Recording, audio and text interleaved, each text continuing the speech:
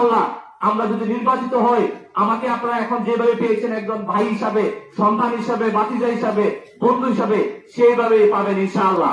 আমরা শাসক হব না, আমরা শাসক হব না, আমরা খাদেম হব। আমরা শাসক হব না, আমরা আপনাদের একজন সেবক হিসেবে আমরা কাজ করতে চাই। একটা বারের জন্য আমরা আপনাদের কাছে সুযোগ চাই। একটা বারের জন্য আপনারা দাঁড়িপাল্লাকে দেখা যাইতে পারে না? জামাত ইসলামীকে আমরা একটা বারের জন্য দেখি না, ইসলামী দলগুলোকে একটা বার মতো দিয়ে দেখি। যদি আমরা না পারি আমরা বলবো সান্ডা করলাম, মধ্যবর্তী নির্বাচন দিয়ে আমরা চলে যাবো। আর ইনশাআল্লাহ আপনারা যদি আমাদেরকে দায়িত্ব দেন, আমরা প্রতিশ্রুতি দিচ্ছি সরকারের অভাব, সরকারি সম্পত্তি একটাও আমাদের ব্যাংকের মধ্যে যাবে না।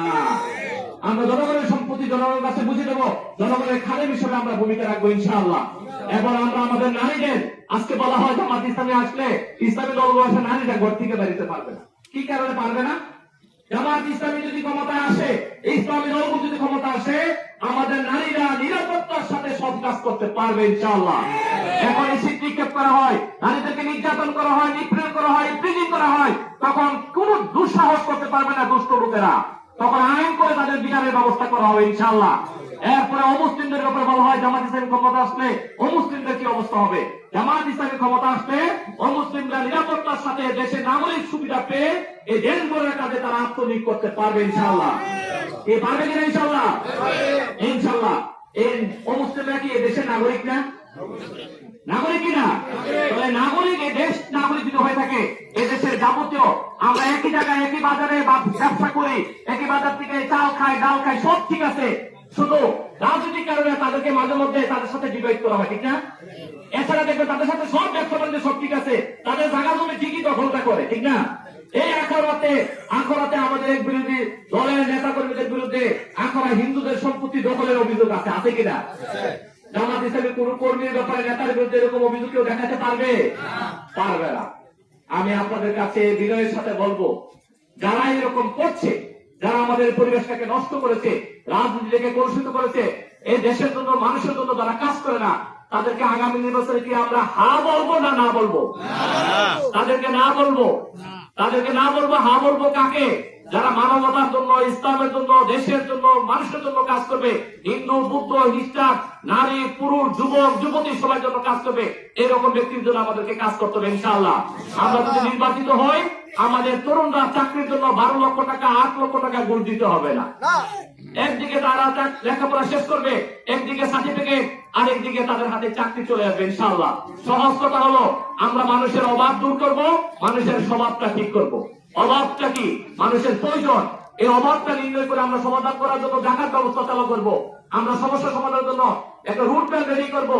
কার কি সমস্যা সেগুলো চিহ্নিত করে সমাধান করার চেষ্টা করব। আর নৈতিক প্রশিক্ষণ দিয়ে তরুণদেরকে কর্মসংস্থানের ব্যবস্থা করে দেবো, ভালো মানুষ হিসাবে গড়ে তুলবো, সৎ, যোগ্য, দক্ষ, দেশপ্রেমিক আল্লাহ বলে মানুষ যখন একটা সন্তান হয়ে যাবে, তখন সে রডের পরিবর্তে বাঁশ কখনো দিবে না, ঠিক না? আমরা এটা চাই কিনা ইনশাআল্লাহ? আমরা এমন একটা শিক্ষা ব্যবস্থা করবো, যিনি ডিসি সাহেব শুধু ডিসিগিরি করবেন না, সাথে ইমামতি করার যোগ্যতা তিনি অর্জন করবেন। আমরা আমাদের ইমাম সাহেব শুধু 5 ওয়াক্ত নামাজের ইমামতি তিনি কখন তখন করবেন না, তিনি ইমামতির সাথে সাথে তিনি এলাকার বিচার আচারটা যদি ইমামদের হাতে থাকে, তাহলে ঘুষখোরদের কোনো পাত্তা থাকবে? নিয়মিতের প্রতিষ্ঠা হবে না ইনশাআল্লাহ?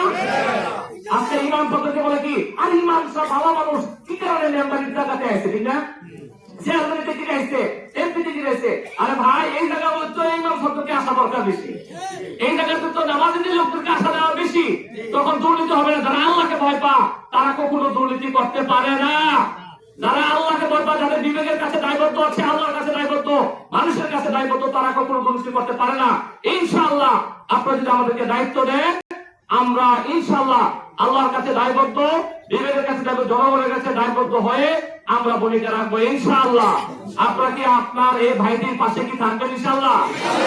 যারা আছেন প্রত্যেক জনে কমপক্ষে 100 ভোট কালেকশন করে দিবেন। কি রাজি আছেন? কে রাজি আছেন যে আমরা আজকের পর থেকে নির্বাচন যতদিন না হবে, আমরা ঘুরে ঘুরে সব জায়গায় প্রতি জনে 100 ভোট কালেকশন করবো? কত ভোট? আল্লাহ আমাদেরকে সে তৌফিক দিন। আমি বলছিলাম একটা স্লোগান দেবো, স্লোগানে আমার সাথে সাথে দিবেন। সব দেখেছি বারবার, দাঁড়িপাল্লা এবার। সব দেখেছি বারবার, দাঁড়িপাল্লা এবার।